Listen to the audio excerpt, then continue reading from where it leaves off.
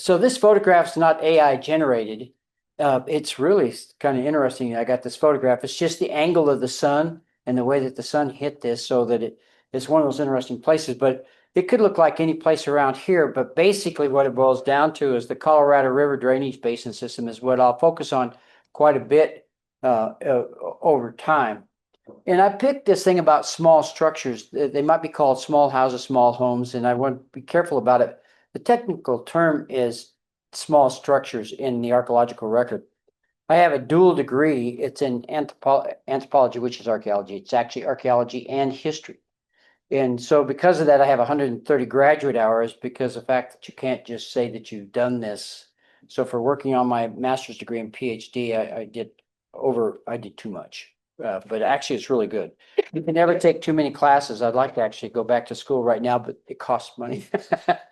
No, I shouldn't say that. Okay, Oops, so sorry, that was my fault. okay.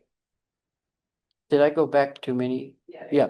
So the area that I'm going to focus on is where the red dots are. A lot of these places are sensitive, and a lot of these places have got interesting rock art and interesting artifacts within inside the structures. And so for that reason, we kind of keep them confidential. The top red dot on your screen is Rock Springs. The middle red dot is within the northern Colorado, just south of the Yampa River, and north of the White River, or in the White River area. The bottom dot is in a place called Paradox Valley. And it would be very hard unless you were taken specifically to these sites to find them because they are really, really remote. And I'd like to start with what we call a short man shelter. This is a full habitation site right here in north central Colorado, and people lived here repeatedly, and this was their home. In some cases, we used to call these small structures maybe field houses where they would go out and work in their fields, or where they'd stay overnight and they'd sleep overnight and they'd go out and work in their fields and then come back to these places at night where they're saving and working in their fields. Once you begin to grow corn, you're tethered to your corn crop. There's two things that happen when you grow corn. Rabbits want to eat it, squirrels want to eat it, and deer want to eat it. So I guess that's three things. But everything that wants to eat something fresh and green goes after the corn. You have to tend it. Now, that's not all bad, because let's say that a deer decides that they want to come and eat a fresh green shoot of corn, you just shoot it. And it just adds to your calorie count too. So you're going to make food one way or the other. In this case here, we think this might have been a remote field house.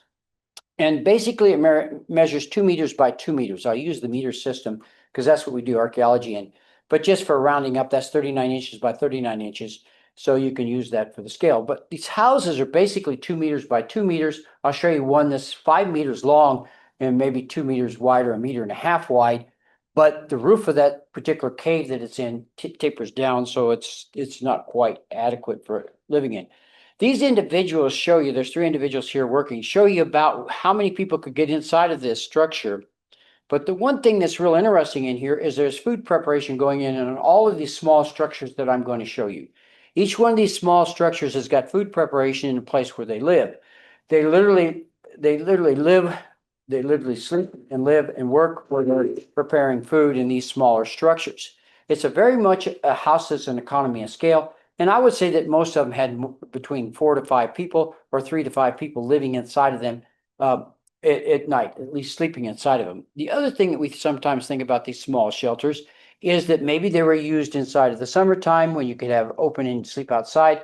But we don't think that that's the case. We think that they were used because of the fact that they were confined. You could confine smoke inside of it.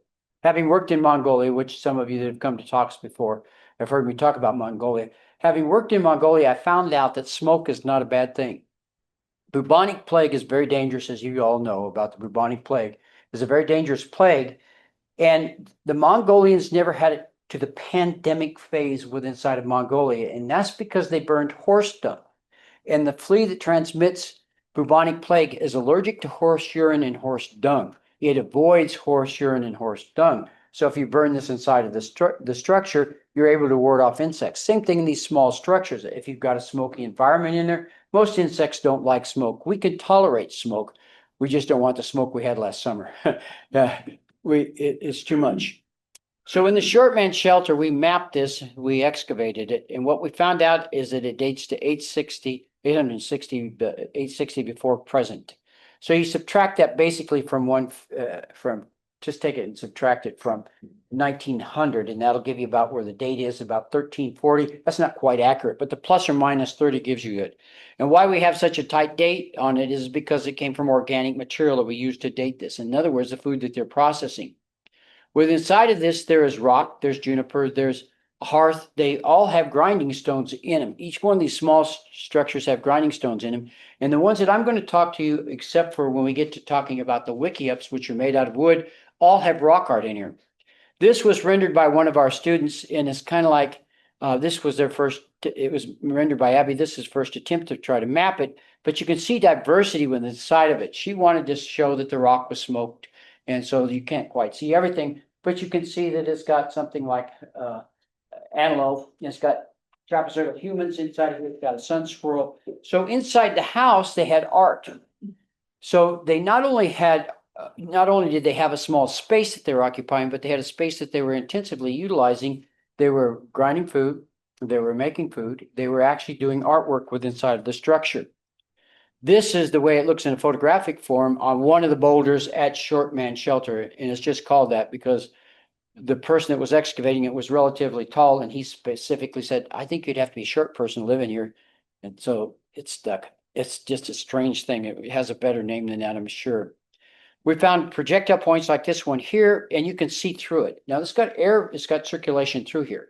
That would add to you thinking that would be used in the summertime where you got air circulation through here. You can feed the smoke in there. You can feed the fire, not the smoke. You can feed the fire so the fire has entry level for oxygen and it comes out. So this particular house was in this beautiful paradox region. Those are the Monte La Salle mountains to the west of us, to the west of us where we're working here. But every one of these particular rock formations has the potential to contain one of these small structures in there. This one here, and I'm sorry that it's so dark, but there's no way we can get around it. If you look at it in the screen, you'll see something in purple. That's a human. He's at the entry. Yeah. Oh no, it's all right. That won't help on this particular slide. It's real dark. Well, it does a little bit, but you can see that's the entry into this structure. This structure, we thought, because you've got this wall here, was a defensive position where they were living in this small house, so that if they were raided, if somebody came to rob their place, they could send the children and stuff inside of here. But what gets us about this, send children or other people be protected. What gets us about this, they lived inside this. The entry is small, as I just mentioned, but inside of it is literally covered with artifacts. On the right photograph, you'll see a metate, and you'll see a mano. Mano is the Spanish word for hand, for grinding the corn. That white stuff is, even though it's been probably 400 or 500 years since this was occupied, that white stuff on the top actually makes us think that it's corn pollen. We don't know that for a fact, or corn meal, because corn meal leaves a white grinding surface on the mano, metate. To the left, you see here this particular drawing on the left center is a piece of rock art. That's right beside the metate. This map that you'll see in just a moment here shows exactly how many metates we had. C, D, E, F, B are all metates. So that for grinding corn inside of here, you don't need that many metates unless you have that many people that are occupying this small space. They could go out where you saw that first person was Martin sitting, and they could grind outside there. And if somebody's coming, they could hide back in here.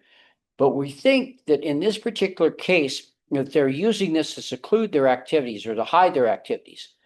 Stealing corn is something that was common, and it was something that was happened in the raider-trader mentality that they had. Now that's practiced throughout the American West through a lot of different cultures. You raid, you trade.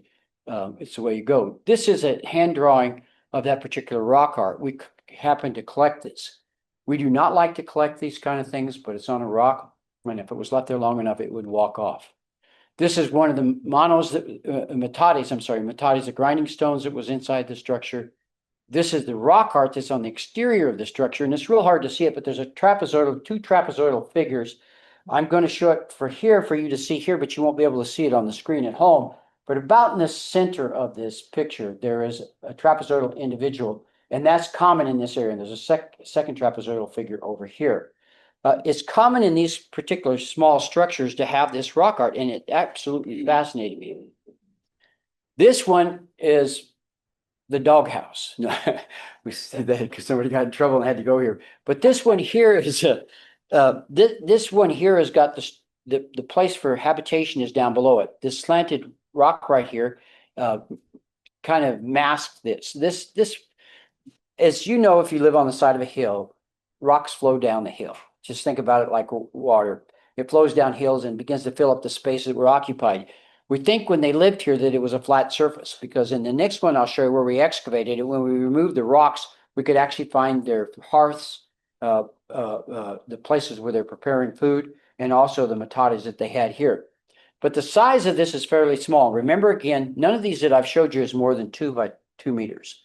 So this is a fairly small space, but definitely this dog and this counter is here. There's a lot of debate, and I didn't want to talk about rock art too much, but I do want to talk about it in some context. You see these slashes here? A lot of people thought that they were counters. If you want to get in an argument, get two archaeologists together that are studying rock art, and they will come up with all kinds of interpretations. We usually go with what the First Nations that live in that area say that these are. But one of the things that they thought these slashes were for sharpening awls. You're constantly having to repair clothes. You're constantly having to make cloth. And I'll show you that in a minute. You're constantly having to make cloth. You're constantly having to make hides. You're constantly having to tan hides. It's a lot of work. If you're using an awl to punch through the hide, you've got to have it sharp. So these, they said, were sharpening groups. And other people said this was counting the number of days that they've been here. And then a third, more esoteric one, believes that they're drum beats. When you're inside of this space and you have your drum and you beat it at those links, they're supposed to be measured. You beat it those links inside that structure that it resonates inside there, and the music is better. But this is the way that you should use your drum for musical purposes. There's ethnographic evidence of this, but really, we always call them all sharpeners, or we call them counting marks. The weather varies, and you have to store enough corn in this area so that you've got enough for the winter. The two ways that they would store it is either as a meal, like you saw the white flour on that one particular matate, or you would store the corn cobs themselves. Corn cobs occupy a lot of space, so it's better to grind these things and put them into storage bins for meal. For that reason, you put them in jars. You put them in jars or in hide bladders, or you put them in something else. But these structures may have been where they were prepping food for storage and then doubled up as a storage facility during the winter. This small structure is a little bit larger. It's about 4 meters, 5 meters long, 6 meters long by 2 meters wide. So it's a little bit larger. It's more intensively occupied, and this particular, if you see this man with an H on his head, over his left shoulder, this particular area here is the grinding stone, or the matate platform within inside the structure. Okay, we hire young people so that the generations don't lapse, that we train them young. So, and you can spend time with your granddaughter. Yeah, you can spend time with your granddaughter. Technically, if they're related to you, you're not getting in trouble for child labor. You'll see more of this later on.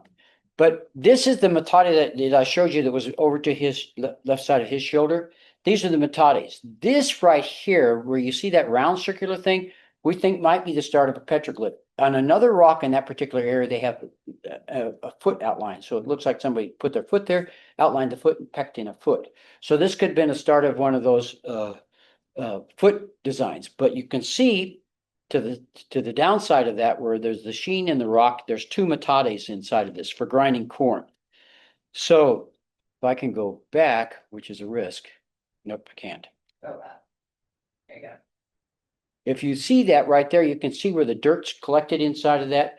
So you see behind where his shirt's at on the back part, there's that place where they're getting ready to carve what we think is a foot. And the 2 matates there's accumulation of dust and dirt inside that matate. So you can kind of get an idea or orientation of that matate in this particular photograph. It actually looks polished, but it's a little bit harder to find here. I should have picked a different photograph. On the wall behind it, you actually see these foot motifs. And sometimes at a place where people are living, they put art inside of their structures. We didn't know this until recently, but if you look, go into Kivas, not recently, it's been the last 100 years.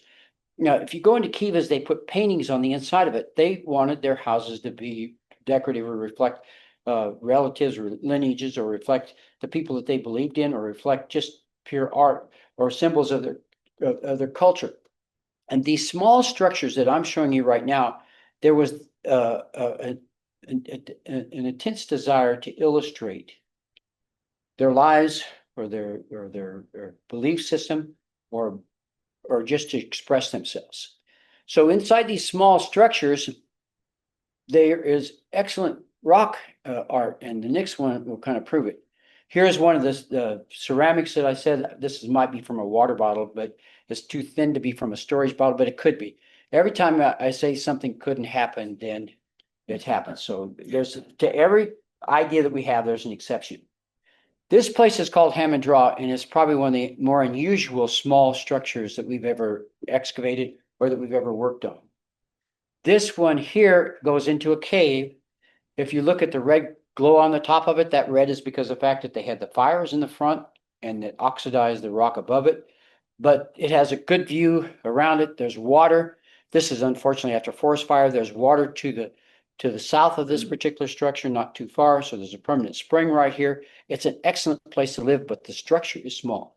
And they lived inside this year round. This is the drawing of the interior of that structure. This one we spent a lot more time in. We spent time on every one of these, but this one, you can see the outline of the cave, and where that square is where we put our excavation unit. Why only one excavation unit? Well, people say, well, you could get more data, but you can also excavate a site into non-existence. This is such a shallow site. We only wanted to take a small amount of data from it so that we could get a relative date on what the rock art was. Where you see those letters, A through G, you see those letters there, those represent where rock art panels are within inside this cave. It's on every wall within inside the cave and on the roof. And it reflects different motifs so that this was a place that was repeatedly lived in by different people at different times. The motifs are different based on what we know about rock art in Northwest Colorado. They're different, so they reflect a different culture, different ideas, but they are very symbolic inside of this. This is Hercules. No, I'm joking.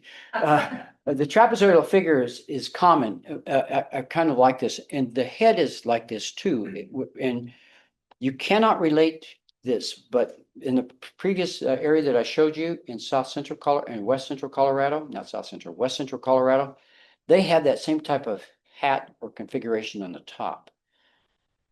The trapezoidal figure is what we consider to be Fremont, which I like to call the people of the canyons and not the Fremont, because they're living in an adaptive area. They're living in the canyon lands and they're living in the tributaries of the Colorado River. They do live in Great Salt Lake and live in Idaho. So saying they're people of the canyons is kind of a difficult thing to prove, but they're adapting to areas that have canyons and these rocks and these waters. So the Fremont made these trapezoidal individuals. This is a line drawing, and you can see it in this previous one, but you can't, it's to the right, but you couldn't see it until we backed off of it. You could see the dogs. And dogs are a constant motif inside a lot of these rock art panels. This one may have been carved, as you see, like above, and they would carve insects. May have been carved as an insect, but that white is a superimposition that came later. So when the secondary people came to live in this small quarters or came to live at this particular place, and they spent the night there, they cooked there, they ground their corn there. When they came to live at these places, some people took the liberty to manifest their own ideas about the world and manifest ideas that are there. Why I'm showing you this, it shows that this is a repeated place of visitation, and that they weren't put off by how the size of it, they're actually attracted to it because of the small size. So we have two panels here. The one below is panel F, and the one above is panel E. The one above is completely different. It's got the line markers on it. The one below has got a lot of animal motifs in it, went the wrong way. Or things like panel F has got like a bear claw in the front of it. I actually like the bear claw. This is the structure they're living in. Okay, so 50 centimeters is this right here on the far right. You see that black little square there? That's what 50 centimeters is. You know that when you're inside that cave, you're going to have to crunch over a little bit. And I think that's by choice. I think that they spend a lot of time inside of this cave doing what they're doing because it's warm. They can keep animals away. They can put one light out in front. They can protect themselves from people coming in, people going out. It's one way to seal themselves off in what I would consider to be a safe space. This is rock art on the south side. And this is the area that we excavated that gave us our information about the fact that they were grinding corn inside of this place on the ground. These metadias are exterior. So as you come into the place, you find this place with where they're processing corn. Now I'm going to take a jump right here, and I'm going to take you to show you what wickiups are like. These have all been tight, small spaces inside of caves. These are wickiups. How many of you know what a wickiup is? Okay, so this one right here, this is a beautiful view, by the way. The other reason I think they put their houses where they do is everybody wants a home with a view. In this particular case, this wickiup that you see right here it's never been touched. And I won't even tell you what part of the world it's in, except Northwest Colorado. But the counties that these are in are the size of Connecticut and Massachusetts combined, so you'd be hard to find it. This is excellent. And I'll show you why in just a moment. They have lithic scatters outside. Lithic scatters are where you make stone tools, where you grind things. So their activities occur a little bit outside of the house, but they're still sleeping inside of the small structure. This one here we dated, not that one specifically, but we dated one in the rock art. So it was about 1430 to 1530 AD is what the date ranges are on these wickiups. I had the good fortune to be hired as a consultant for the movie Primeval. And these are my photographs, but I asked Peter Burge for permission to use these. I would go and take photographs of these so that we had First Nation consultants with us. They're technically my bosses. We would talk to them and we would work it out because there's certain things that just don't occur within inside of small spaces. So we would go through and look what might be inside of these spaces. But like you saw in that wickiup, there's a wraparound around a tree structure to create this small space. In a moment, I'll show you what that basically looks like. We use metades in these cases. Shoshones and Bannocks, and Utes were the people that we're trying to emulate in this particular case. The wickiup that I showed you right there was from an area that was dominated by the Utes, but the Shoshone also controlled that particular area. The metades that they would have would be more like these trough metades. They're not like they are in the Southwest. They'd be more like trough metades. They don't have sidewalls on them, and they're very much articulated in this way. They would, of course, grind corn, and we want to illustrate this. And the baskets were a highly debated item. Is this what the baskets look like? Is this what a Shoshone basket looked like? Is this what a Ute basket looked like? Well, we found them in excavation, and if you've been to one of the talks I gave before, and that we found that excavated one that was made out of willow. We know what their baskets look like. We know what they dated to. But however, people could pick and choose what they wanted to, and they had great trade networks. This is a wickiup covered with a hide. Now, these cases right here, they took and actually used hide to cover it, so that takes a lot of time to pound and prep the material. That one there had some canvas, but this one is all hide. If you look at the organization that's here, that's imagined, that was gone through the consultants, you can see what the space was used like in a wickiup, hypothetically. If you go into 1,000 people's houses and they're told that you need to have the stove on the right side of the house and you need to have the couch on the other side of the house, somebody's going to reverse it. It's because people are people. People do what they want to do. They're free to do that. They're free to make their choices. So in the cases of what we're trying to look at is to look at the way that they might organize their life. If you look at this, the food preparations were out to the side, and in the interior is where they slept. Now that doesn't have to be that way. But this is a wickiup. Now you pull that flap over the top of you at night to keep the cold out and keep the insects out. But this wickiup construction is pretty intriguing. You can see the gourd for storage. It could be for water. It could be, you see the cornmeal on the side. Again, this is the way that we imagined it. Now, I don't want to get too much into weeds, but I'm going to. The ceramic is gray. In the Shoshone Utes, it's a gray ware. And we've done electronical analysis of pieces so that we can tell where they were coming from. And you would have trade wear from here up that far north to where I showed you that. But what we find mainly is that people are using local clays to make their pottery. While they could trade, pots break all the time. There was a guy named Emil Howry that excavated Snaketown down here. If you guys are familiar with that in Arizona, Snaketown. It's just in central, east central Arizona. In Snaketown, they had nothing but broken pottery there.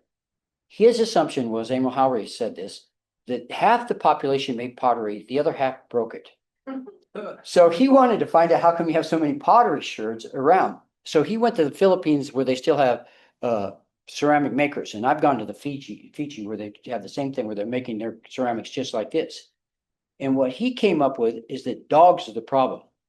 Because the dogs would stick their nose inside of the stew bowl and they'd yell at the dog and the dog would turn his head like this. Instead of picking it up politely and walking away, he'd knock the bowl over and break the bowl. You got to start over. But the reason I'm showing you this is that possibly is water one, a water bottle. And like I said before, the baskets could be traded in. This is my boss, Renee Reed, and this is me showing you. You could sit in these houses. It's not a problem. And then you would move to teepees, which are small circular structures. I won't spend much time on them, but I'm giving you a visual on these to show this. Okay, now we're going to take time and change gears. Doc, can I ask you a quick Yes, question? yeah. Back to the previous. Do you want me to go back to the previous one? No. Oh, well, TPs, yeah. what was the story behind that?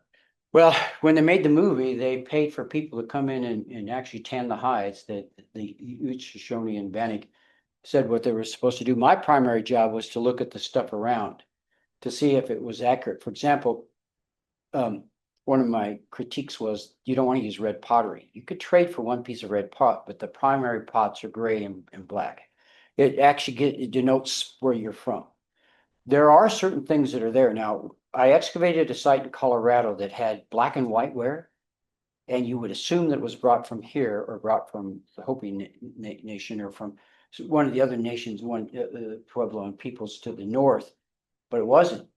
It was manufactured there because we did the electron analysis of the soils. We know exactly specifically where the soils came from or what region they came from. And it was made there, but they would paint it like the stuff that they were trading.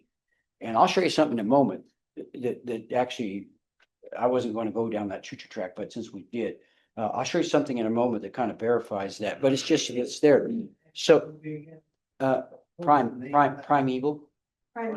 Primeval. We spent a lot of time, I mean, it was a great crew. Was it just last year? Yeah, just last year. It's still on Netflix. I'm not trying to sell Netflix subscriptions, but I am saying that thank you to Netflix. Okay, now this is a clock. So we're going to use this clock to signify it, but the excavation that I'm changing you to is moving you to 1885. Rock Springs, Wyoming was settled by Irish railroad workers, and then there wasn't enough Irish railroad workers to mine the coal. And they needed to mine coal. And it was a place on the Transcontinental Railroad in southwestern Wyoming where they needed a lot of workers.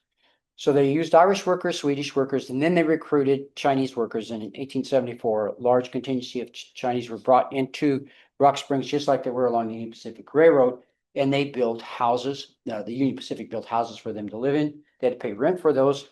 And they lived in what was called, quote unquote, Chinatown. And I'll show you this in a minute. In the excavation, we found 2 clocks. So we'll use these clocks to show a shift in time. But I'm sorry, but this is absolutely fascinating. You never find a clock. It's got the wind-up mechanism. And Neville Ritchie, who's an archaeologist from New Zealand, worked with us in the summer. And he went to Europe and went to a place where they manufactured these clocks. And sure enough, they manufactured them in the 1880s. And they have a wind-up mechanism on the back. And one oral history or one written story says, what do you want when you retire? It says a clock, so we make sure we get up and go to work at the right time. And, whether that's apocryphal or not, we found this smaller one, but that's a stem winder on the top. The other one had that bigger stem. And this one has the smaller stem for winding it. But the clocks are still inside of it, and it's kind of like not real good glass. It's kind of like a micaceous glass. So you can see the workings behind it, but I do not want to open this up and find out how it works. So the Rock Springs in southwest Wyoming is where we're going to look at the small house. And if you look at it, you see this Bridger Avenue and you see barracks. See where the barracks are? The Chinatown was above that. And the Chinese house that we excavated this year was 12 by 15. Except what happens is that there were 12 people living in these houses according to the 1800 census. And so people lived in the basement. So the dwelling space was about, again, 2 meters by 2 meters, a little bit smaller than that. On September 2nd, 1885, over labor issues and over prejudice, the Chinese miners were driven out of Rock Springs. All these houses were burned in Chinatown. 55 of them were burned, and 28 Chinese men killed and 15 other injured.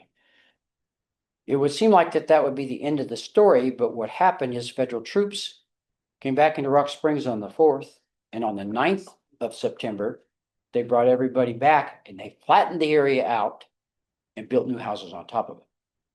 That was occupied until about 1925. So the last Chinese person went home. They aged out. These are the type of houses they lived in. They're really small. This might be a later house. I'm just using this one here in the center of the photograph here to show you the size of it. That might be a 12 by 10. It might not be 12 by 16, but it's 12 by 10. If they needed space, they dug down beneath the house in Chinatown to create a larger space. Now, what you've got right here is archaeological drawing, very sophisticated, very scientific. And then these beams that were above the basement. So imagine living in that house that you just saw. It being burned and the floor timbers catching on fire and collapsing. Now here on top of it, it doesn't look like that's the case. Of course, it's fall. You can see we just got to digging this last week. You can see it on there, but when it fell, the top of it didn't burn. The top of it didn't burn, but the bottom of it is seared to pieces. Mhm. So that's the bottom of it. So when we pull those out, that's what the bottom looks like.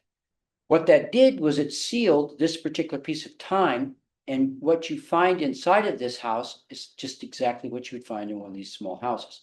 Remnants of food preparation, remnants of food, remnants of clothing, remnants of utility pieces like that they were using, like you might find a pottery piece. And in this case, the potteries are a little bit older. This is a delineation of a wall right here. This wall here, the clay on the side could be cut and carved. I excavated this wall here and they cut and carved it, and then they dug a trench. Like, if you build a house, you put a footer in here, and this particular wall that you see in the bottom right corner of the screen, you see that wood coming in? They put a trough inside the clay, stuck the wood up straight up and down, and that served as their wall on the other side. The basement was not as large as the house they had on top, and that's common within that neighborhood. I had a house at 436 Bridger that's actually about 600 feet from where this house was.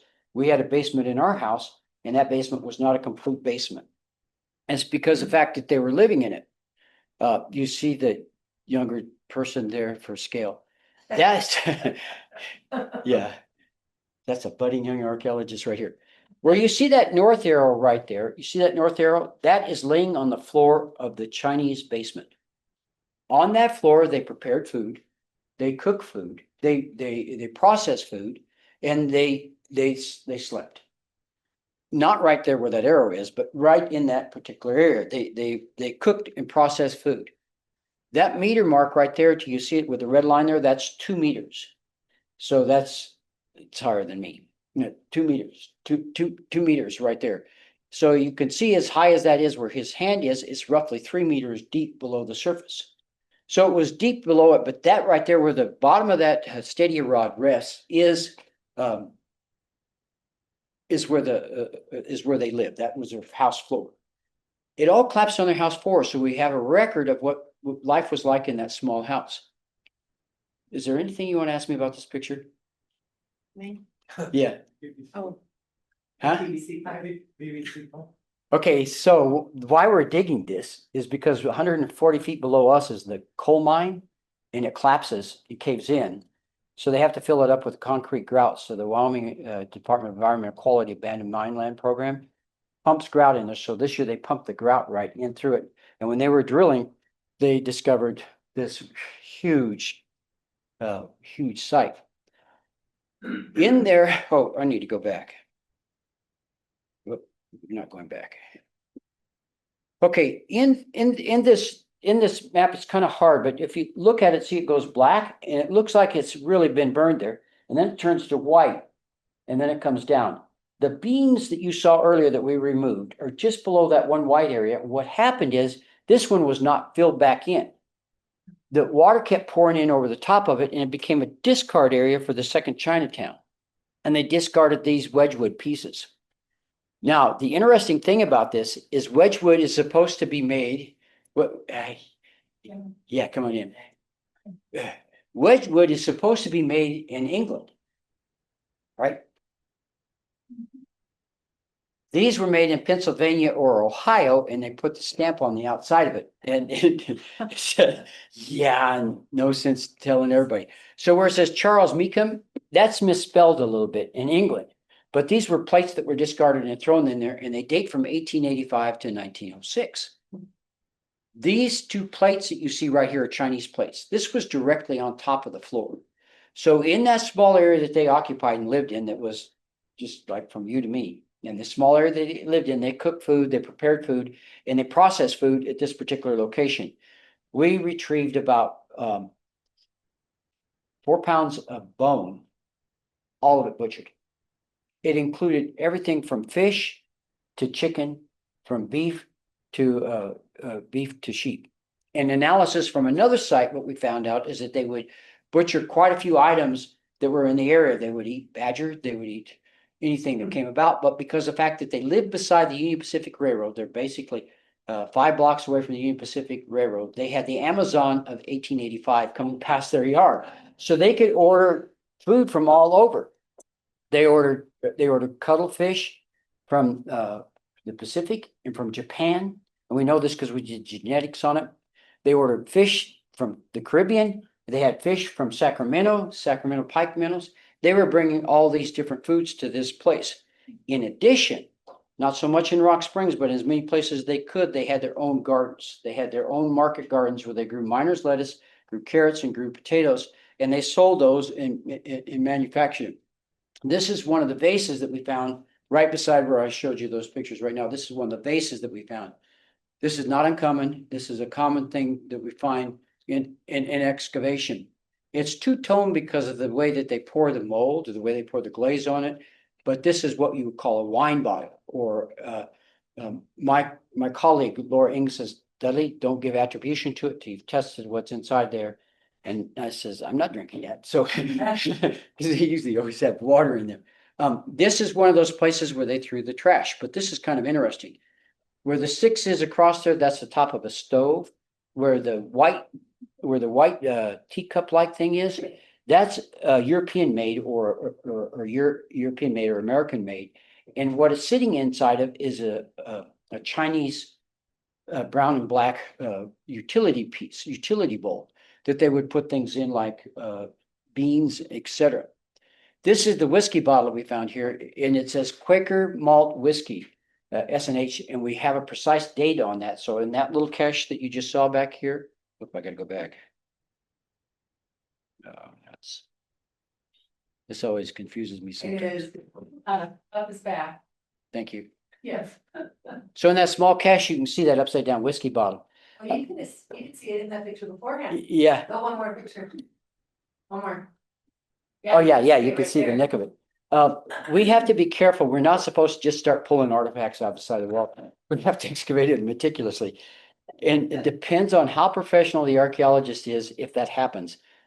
Well, it kind of happened. So it did happen this time, but that dates to 1865. In addition to this on the floor, this is what you expect to find. Because the Chinatown burned and the whole building came and collapsed down on top of it, it preserved anything that was organic or anything that might deteriorate.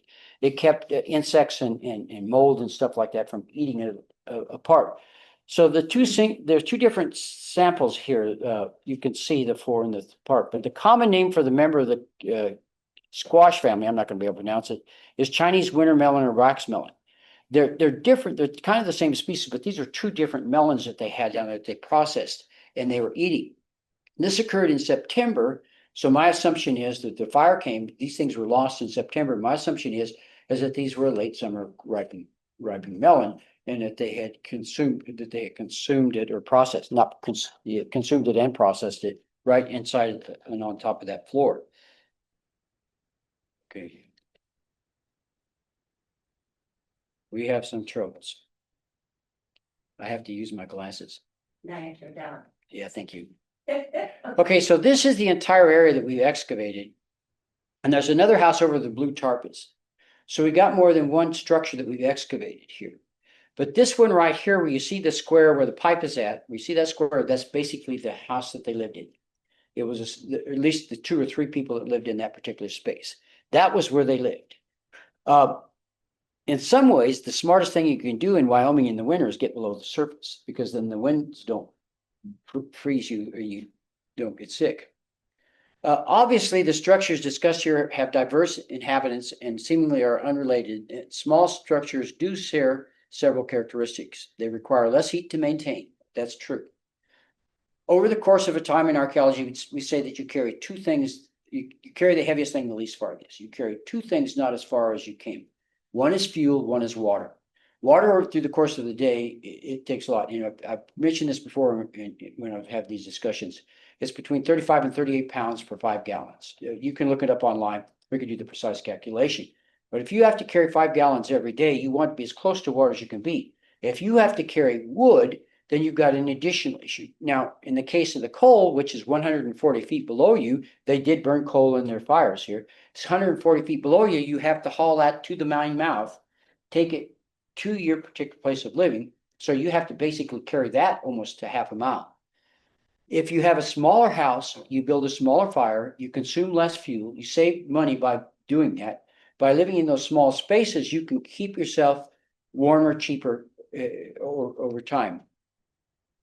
Some are inhabited for long periods of times, even generations. Based on the amount of deposition that's there, we think that they've been there for quite some time. That site right there, we would speculate. This is an educated guess. 1875 to 1885 when it burned down. And that was the end of the one that was underneath those wood logs.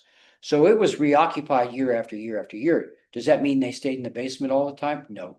But they did do their day-to-day living down there. They did do their day-to-day work in preparation of food down there. Some structures, like the wickiups, were designed to be portable. But what they did with the case of the wickiup is it's very hard to cut the poles. Why keep cutting poles if you know you're going to come back to them? Leave the poles in the tree, come back to the tree, and put your hide over the top of it. It takes a lot of work to make the hide. But before I depart from that, when you talk about this, they say that nomads worked only 4 days a week for everything that they needed.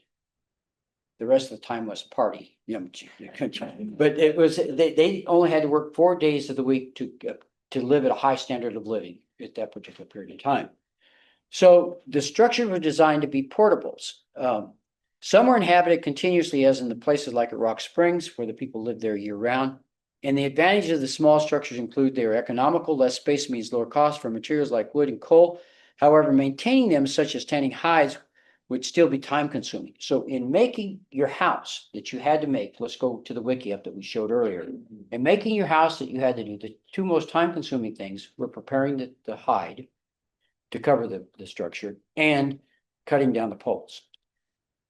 Till they had steel axes, they had to rely on using stone, quartzite, stuff like that. They're very good at it, though. I mean, they could cut it down real fast.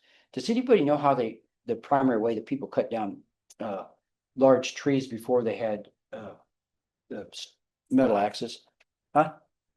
Fire. Yes, fire. So they would ring it with fire. Yes, very good. And then they would chop it out and they would put fire around it in. Yes. All the structures that we found that we've reconstructed or that we've done some work on, we've only reconstructed 2. All the ones that we've excavated, all of them have burning around the edges of it, and then they're chopped, and you can see where the chop marks are. Yes, that's exactly what they did. That's still time consuming.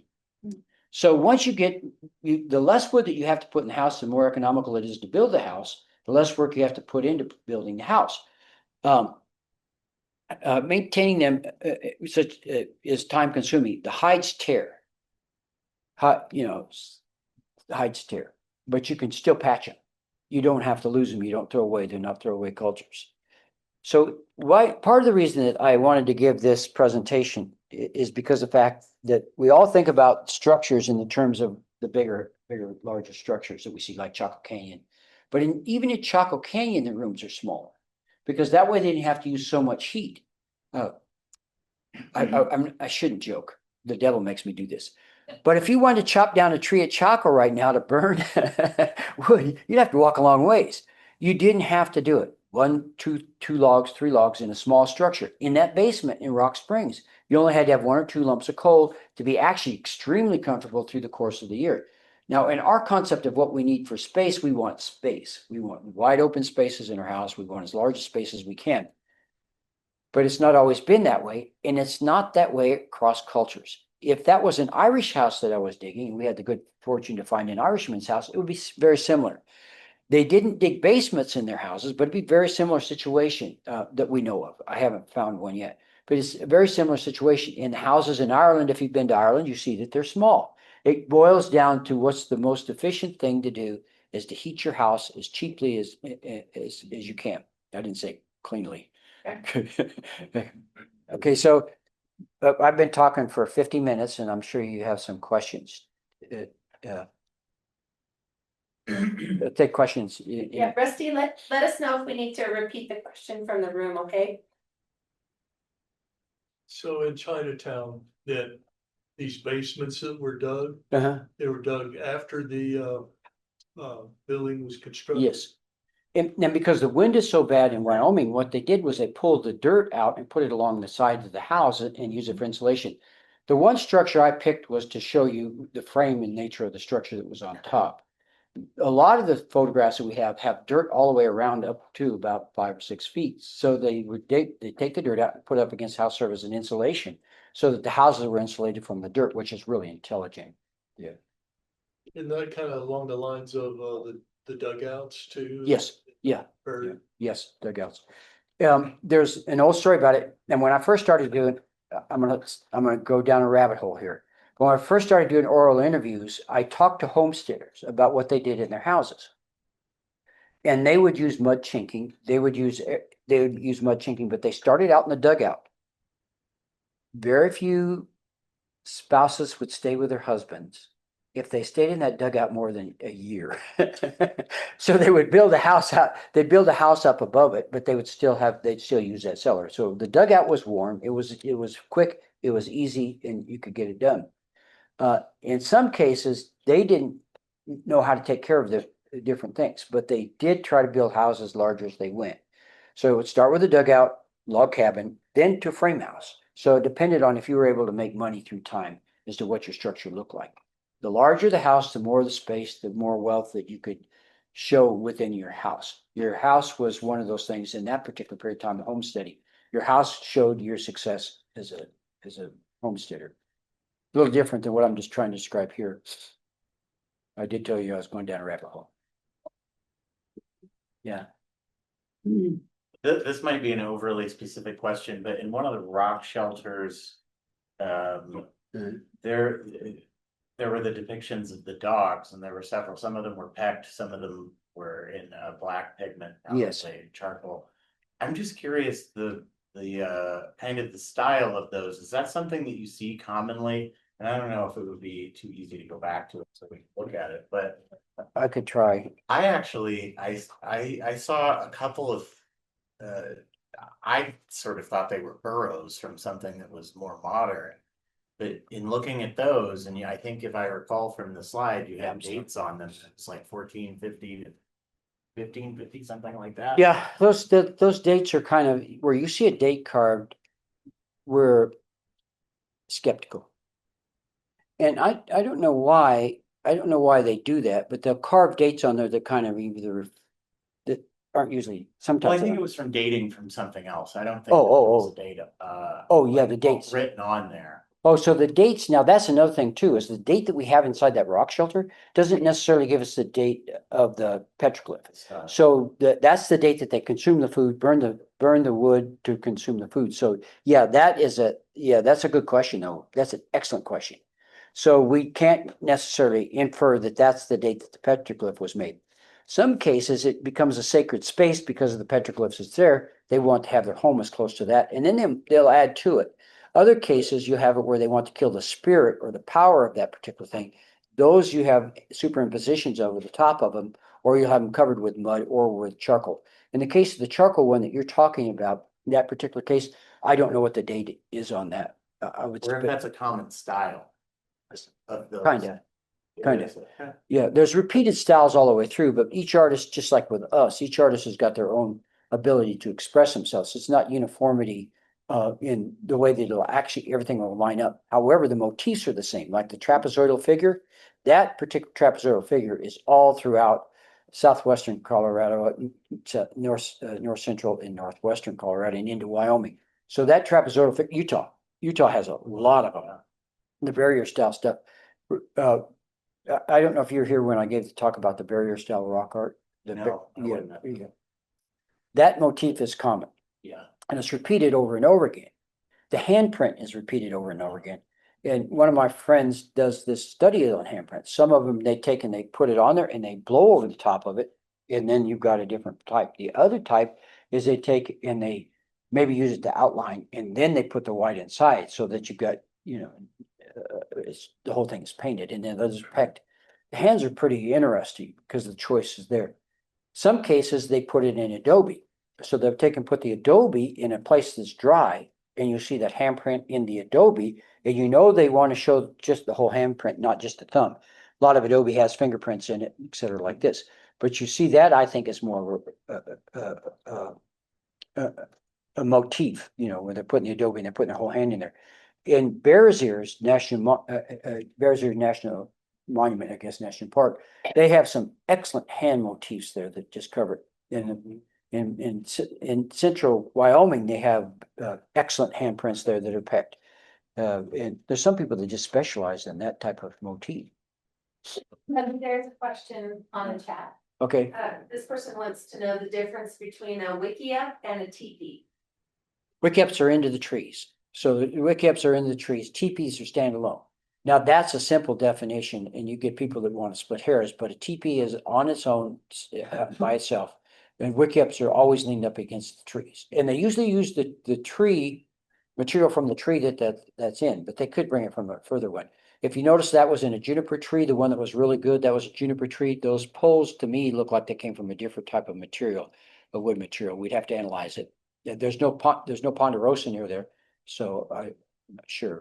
We do an analysis on the wood. The wood that you see in the Chinatown is all being analyzed. Yeah. That's a good question. And that's what you did this summer then? 5 months? No, I say your excavation. Yeah, When I first came in, you said you were really busy excavating. yeah. That's what you were doing. And we have to, and I'm 73 and we have to dig it with a trowel. And in my mind, I move faster than the trowel does. So I don't, yeah, we had a good crew. We had people from all over, from Grinnell College. And we had people from New Zealand.